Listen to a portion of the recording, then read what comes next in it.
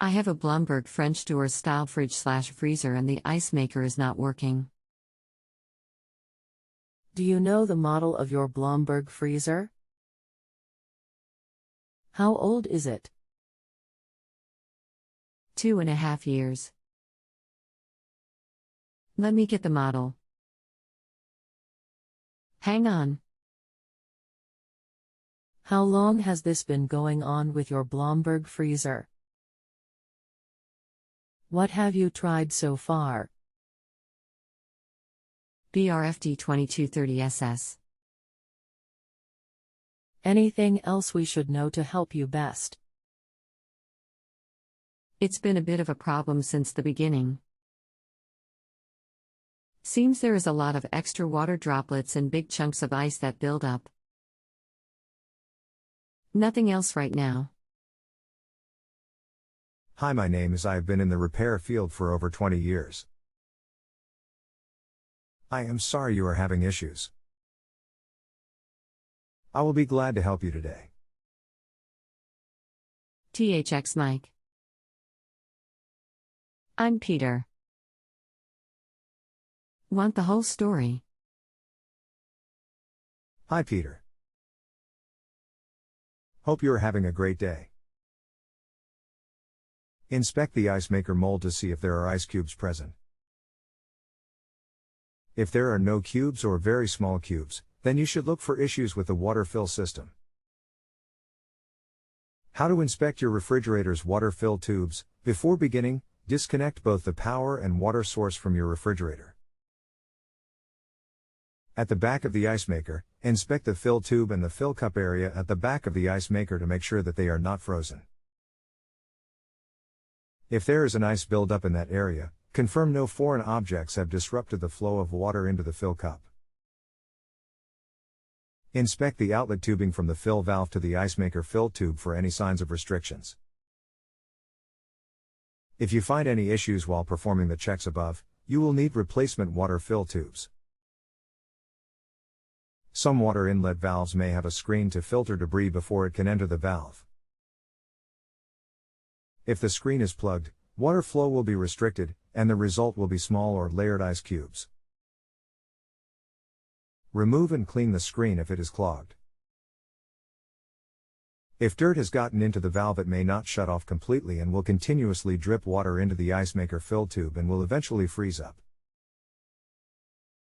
Low household water pressure or a restriction at the manual shutoff valve will also cause the water inlet valve to not shut off completely and create the same condition. Self-piercing saddle valves are the most common shutoff valve to cause this problem, as the hole that is pierced in the water line is often too small and will more easily become restricted. How to check the water inlet valve in a refrigerator with a multimeter. Disconnect your appliance from the power and water source before beginning. Remove the rear access panel and locate your water inlet valve. It is usually found near the bottom. Before removing the inlet valve, look for any signs of leaks or loose connectors in the valve inlet supply. If no issues are found, inspect the valve body for any cracks or damage. Inspect the outlet tubing for any brittle tubing, abrasions, cracks, or any other damage. If you do not locate any leaks, disconnect the water inlet valve and remove it from the refrigerator to test it. Set your multimeter to the RX1 setting and touch the terminals with the probes. You are testing for continuity and should receive a reading of 200 to 500 ohms. If you receive any other reading, you need a replacement water inlet valve. If equipped, the ice and water filter in your refrigerator is responsible for removing any debris or contaminants from your water that may remain after local water treatment. Most filters contain and are made up of carbon and fabric filter. Over time, the filter may become restricted and reduce the water flow to the ice maker, causing a symptom of little or no ice. Most manufacturers recommend replacing the filter every 6 months, but local water conditions may require that you replace more frequently. How to inspect your refrigerator's ice and water filter. Determine when you last replaced your water filter. Replacement frequency varies by model and local water quality, but you should never go longer than 12 months without replacing your water filter.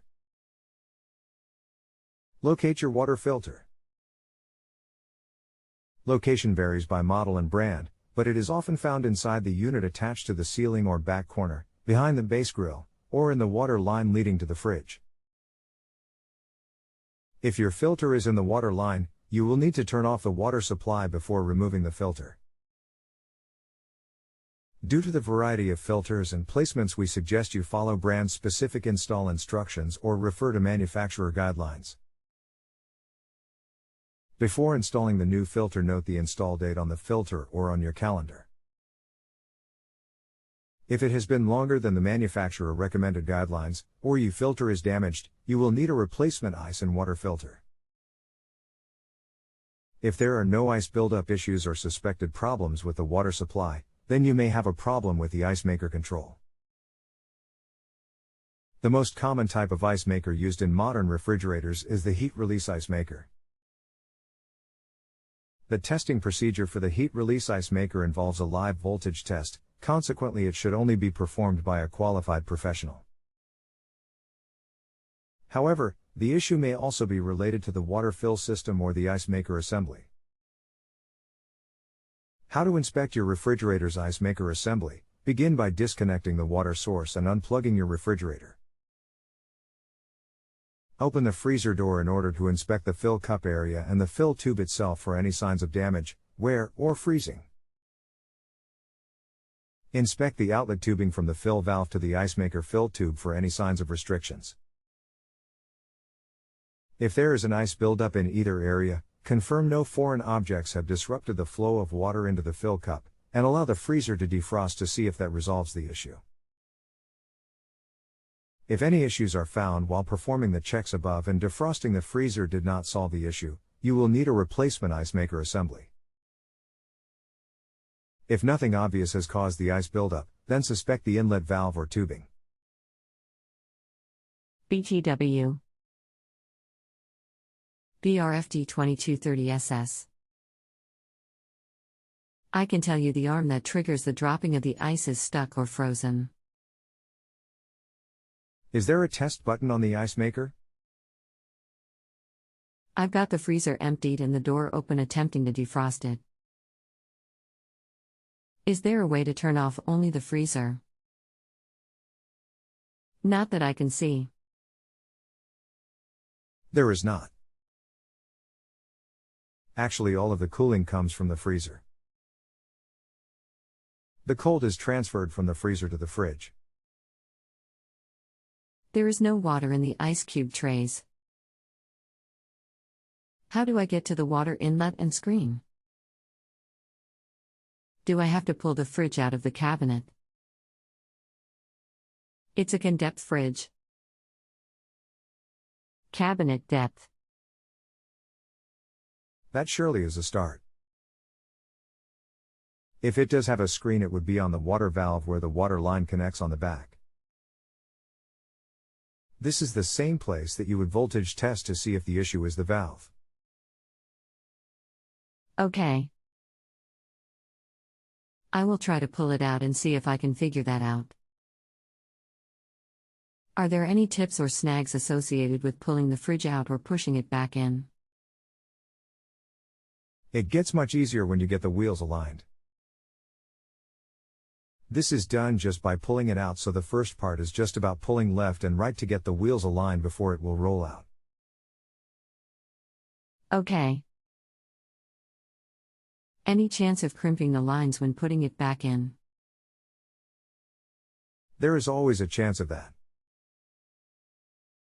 Especially if it is copper line. The supply should be strapped to the back of the fridge to prevent the connection from coming loose, so hopefully the installer did that too. Okay. Last question right now. Is there much chance that the line is frozen and letting it defrost for a while clearing that up? We've been experiencing a lot of ice blocks forming in the right side of the ice container. Also ice droplets forming on the surfaces of the interior. Still there, Mike? There is a chance that is the issue. There is a lot that is specified in the previous directions to check out. Sorry. I got stuck on the phone for a few. Okay. Very good.